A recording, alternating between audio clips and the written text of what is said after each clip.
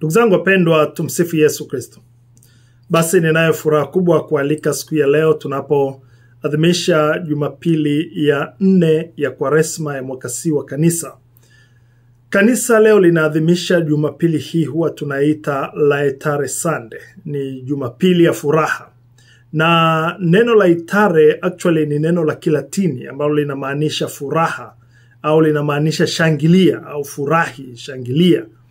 Na unajua hii sio furaha ya kawaida, bali ni furaha yenye matumaini katikati ya kipindi hiki cha Kwaresma, katikati ya kipindi hiki cha toba, katikati ya kipindi hiki cha sala. Kwa ndugu zangu, hii Laetare Sunday inatokea katikati kabisa ya kipindi cha Kwaresma. Tupo sasa kwenye ile nusu ya kipindi hiki kitakatifu cha siku 40.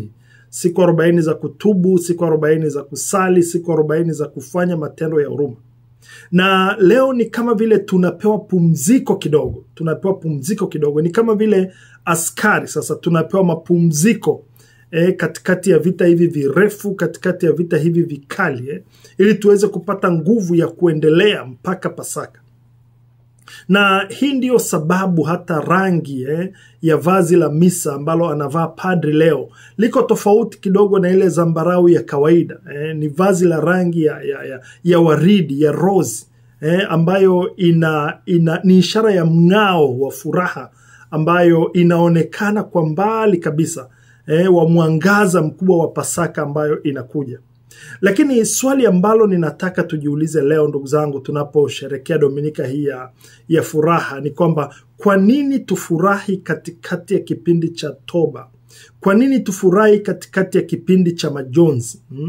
Jibu tunalipata katika Injili ya leo, katika simulizi la mwana mpotevu kutoka kwenye kitabu kile cha Luka, Injili ya Luka sura ya 15 mstari wa 1 mpaka wa 3 na mstari wa 11 mpaka wa 32. Ndugu zangu, kwa jicho la leo, huu sio tu mfano wa mwana mpotevu. Unajua wengi tumezoea kuona ni mfano wa mwana mpotevu, lakini tunasahau karakta nyingine muhimu sana. Na huu ni mfano au ni hii karakta ya baba anayekimbia. Na nataka katika tafakari hii tumuongelee huyu baba anayekimbia. Ndugu zangu, furaha ya leo inatokana na mwenendo mzima wa huyu baba anayekimbia, kumkimbilia, kumkumbatia mwanaye mpotevu. Na Yesu anatukumbusha kwamba Mungu si Mungu wa sura ya hukumu, haji kwa hukumu tu, bali ni Mungu mwenye sura ya huruma, mwenye sura ya msamaha, mwenye sura ya furaha kwa wote wale ambao wamepotea. Mungu anawakaribisha, anawaonyesha huruma yake tena. Sasa huyu baba ni wa pekee kwa sababu hakungojea mpaka mtoto wake afike.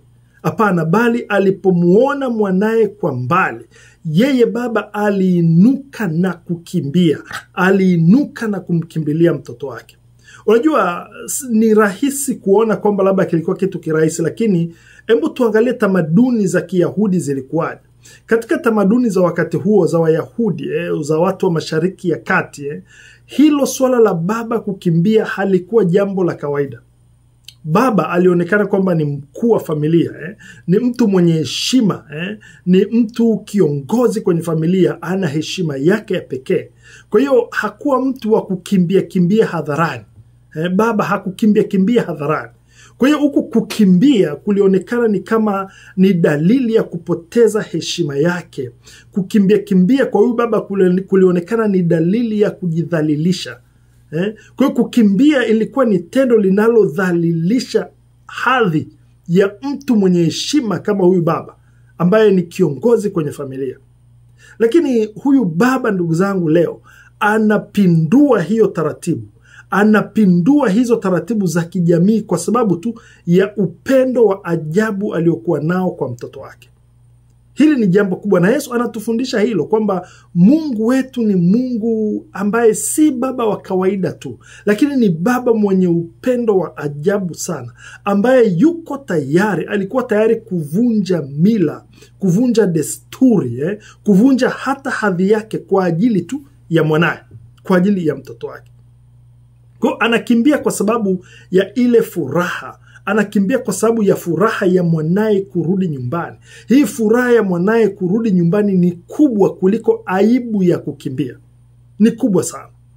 Ndugu zangu, huu ndio moyo wa Mungu. Na hii ndio sababu tunasherehekea Jumapili hii ya furaha. Kwa sababu tunapojiona hatufai, tunapojiona ni wadhambi, Mungu anakimbia kutupokea. Mungu anatukimbilia, hakai tu. Huyu si Mungu wa kuhesabu makosa. Hapana, Mungu wetu si wa kuhesabu makosa. Ni Mungu wa kukumbatia waliokosea. Ni Mungu wa kukumbatia waliopotea wanaporudi nyumbani kwake. Kwa ndugu zangu, hii Laetare Sunday ni ukumbusho kwamba hata tunapojitahidi katika kipindi hiki kwa mateso, kwa sadaka, kwa toba, mwisho wake ni furaha. Ni furaha ya kukumbatiwa tena na Baba anayekimbia kutupokea. Kwa nini ni Baba anayekimbia? Ni Baba ambaye hachoki kutusamehe. Huyu Baba anayekimbia ni Baba ambaye hachoki kutupenda. Mungu hachoki kukupenda. Ni Baba ambaye anasherehekea kila tunaporudi nyumbani. Haijalishi tumejichafua kiasi gani, haijalishi watu wanatusema kiasi gani, huyu Baba yuko tayari kutupokea tunaporudi. Kwa hiyo wapendwa, furaha ya leo si ya juujuu tu. Furaha ya leo ni furaha ya kuwa Mungu ambaye haoni aibu kukimbilia watoto wake waliopotea. Ni furaha kubwa. Ni furaha ya msamaha. Ni furaha ya huruma, ya kutambua kuwa sisi ni watoto wapendwa wa Baba wa mbinguni. Hii ni furaha kubwa sana. Kwa hiyo ndugu zangu, kilichomchochea huyu Baba kumkimbilia mwanaye si kitu kingine, lakini ule upendo wa ajabu kwa mtoto wake. Na kwa hiyo tendo hili la kukimbia si la kawaida kwa mtu mzima. Ukiona mtu mzima anakimbia, unajua kuna jambo. Si kawaida mtu mzima kukimbia. Lakini Yesu anasema mwenyewe kwenye hiyo Luka sura ya 15 mstari wa 20 kwamba Baba akimuona mtoto wake kwa mbali, akimuona bado akiwa mbali, akamuonea huruma, alafu akakimbia, akamkumbatia, akambusu. Huu ni upendo usiopimika ndugu zangu. Baba huyu hakungoja mpaka mtoto wake amfikie. Baba huyu hakumlazimisha huyu mtoto kutoa maelezo kwanza, kusema niambie ulikuwa wapi. Huyu Baba wala hakumtazama mtoto wake kwa macho ya hukumu, kwa hasira kama vile kumeza. Hapana. Huyu Baba aliamua kukimbia. Alimkimbilia mtoto wake. Alikubali aonekane ni mjinga kwa ulimwengu. Alikubali aonekane apoteze heshima yake. Lakini alimkimbilia mtoto wake kwa sababu alijawa huruma. Ni Baba mwenye huruma, ni Baba mwenye upendo. Ndugu zangu, mfano huu saa nyingine unaweza kufananishwa na mama anayepokea simu. Anayepokea simu kwamba mtoto wake shuleni amepata ajali. Unajua mama anapopokea simu ya namna hii, huyo mama tunafahamu wanawake daima ili mpaka watoke nje, kama wanatoka nje wanakwenda mjini labda, wanajiandaa sana. Lakini mama anapopata simu ya namna hiyo, bila kujali mavazi yake, bila kujali amepiga mswaki au hajapiga mswaki, bila kujali amechana nywele au hajachana nywele, huyo mama atatimka jinsi alivyo, bila kujali ana kazi gani ofisini. Kwa nini? Atakimbia kwenda hospitali. Hata kaa kupanga sentensi za kusema amwambie nini bosi wake. Hapana, moyo wake unamvuta tu kwenda kumuona mtoto wake. Na huu ndio moyo wa huyu Baba anayekimbia kwenye huu mfano wa Yesu. Ndio moyo wa huyu Baba. Na Yesu anatuonyesha ndugu zangu moyo wa Mungu kwa namna hii, kwamba ni moyo wa huruma. Moyo wa huruma. Sasa kwa bahati mbaya sana, labda wengi wetu wakati mwingine tumelelewa kwa picha ya Mungu mwenye hasira. Tuna picha ya Mungu mwenye hasira, Mungu mkali, Mungu wa hukumu. Tuna picha hiyo. Na wakati mwingine hata wazazi walikuwa wanatuambia, ukifanya hivi Mungu atakasirika, ukifanya hivi Mungu atakuadhibu, ukifanya hivi Mungu atachukia, ukifanya hivi Mungu atakuchapa. Kweli tunakuwa na ile picha ya Mungu kama ni baba mwenye mandevu mengi, mkali, mwenye sura kali. Ndio maana hata saa nyingine tunaogopa kumwendea Mungu kwa toba. Lakini Yesu ambaye ni uso wa Mungu, asiyeonekana. Anatufundisha kuwa Mungu ni baba mwenye mapenzi yasiyoisha. Mungu ni baba mwenye upendo usioisha. Baba huyu, ndugu zangu, alikuwa baba huyu anasema kwamba huyu mtoto wangu alikuwa amepotea, sasa ameonekana. Huyu baba hana muda wa kuuliza maswali mengi kwamba ulifikaje huko ulikoenda, kwa nini ulivuruga mali zote hizo, ulizivuruga namna gani, ulikula na nani, umezipotezea wapi. Huyu baba haulizi maswali haya. Badala yake huyu baba anasema jambo moja tu, kwamba leteni vazi lililo bora, mvalisheni na pete, chinjeni na ndama, tusherehekee hapa. Ndugu zangu, huu ni upendo wa baba anayekimbia, upendo unaosherehekea kurudi kwa mtoto wake, sio kuangalia makosa yake. Huyu baba haangalii makosa. Angeangalia makosa ya mtoto wake, asingemkaribisha. Ndugu zangu wapendwa, Yesu hakuja duniani kama mfalme anayekuja kutuletea hofu. Hapana, Yesu amekuja duniani kama mchungaji, kama mchungaji mwema ambaye anawaacha kondoo 99 ili tu amtafute kondoo mmoja aliyepotea. Ndugu zangu, huu ni upendo wa ule wa baba aliyekimbia kumkimbilia mtoto wake.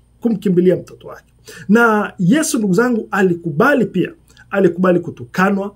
Yesu alikubali kuonekana dhaifu pale msalabani. Alikubali kutemewa mate, kitendo kinachofanywa mtu dhaifu kabisa. Alikubali hata kufa msalabani kwa ajili yetu. Na hata Paulo anatuandikia kwenye Wagalatia ile sura ya 2 mstari wa 20 kwamba mwana wa Mungu alinipenda akajitoa nafsi yake kwa ajili yangu. Sasa huu ndio upendo wa kukimbilia waliopotea.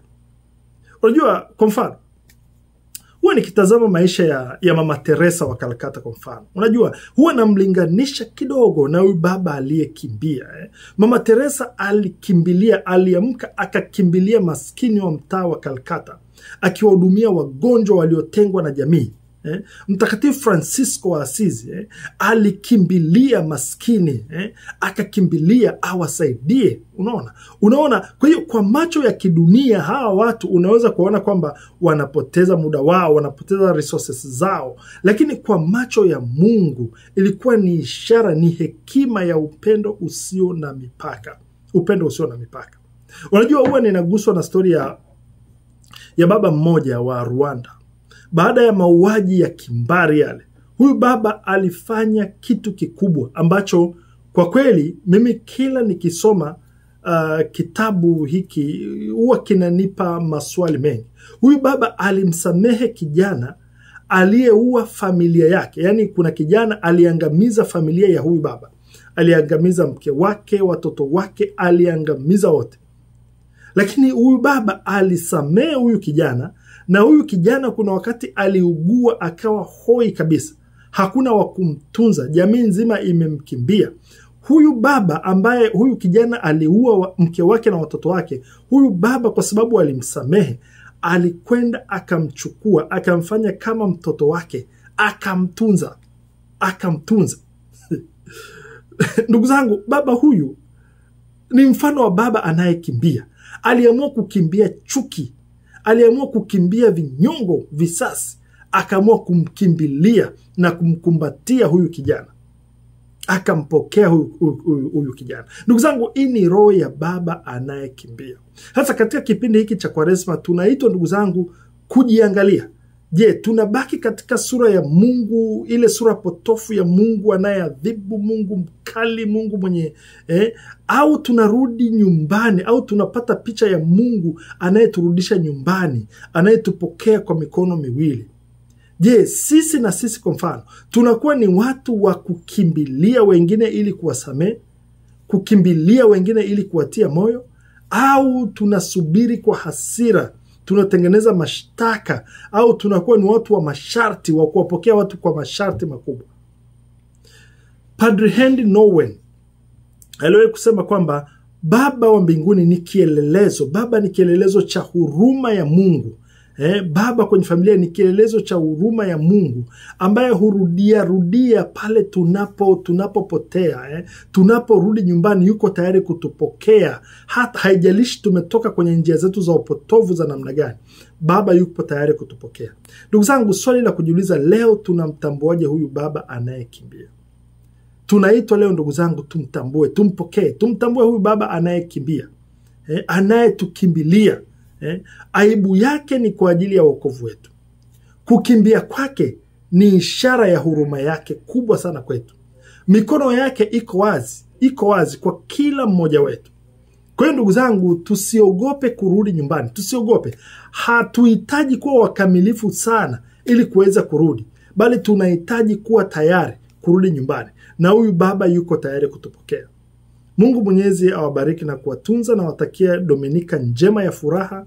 Iwe ni Dominika ya furaha, na hii furaha itusaidie kutuandaa kwa sehemu ya pili ya kipindi hiki cha Majilio cha Kwaresma. Mungu Mwenyezi awatunze.